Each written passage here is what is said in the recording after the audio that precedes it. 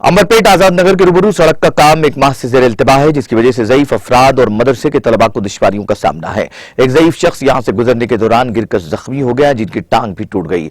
मुकामी अवाम ने रुकन असम्बली के वेंकटेश की जानिब से तरक्याती कामों की जहां सताइश की, वहीं कामों में ताख़ीर होने से होने वाली परेशानियों से भी वाकिफ करवाया।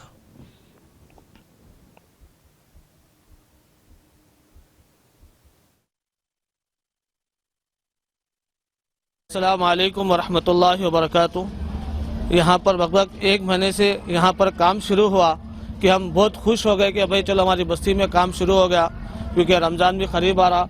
इसकी वजह से रोड का इंतज़ाम भी हमारे एमएलए साहब कर रहे, बोल के हमारे को बहुत खुशी हुई इस बात पे।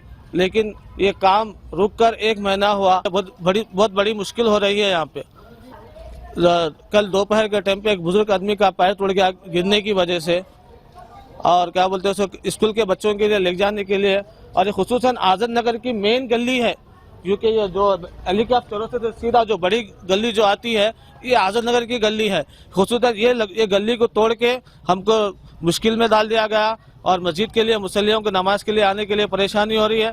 लगभग इस मस्जिद में 1500 लोग नमाज पढ़ने के लिए यहाँ पे आते हैं, और क्या बोलते हैं सो मदरसे में भी टीचर है, मुसाबा इकराम भी है। उन लोग के लिए निकलने के लिए मुश्किल हो रही है, बच्चों के लिए निकलने के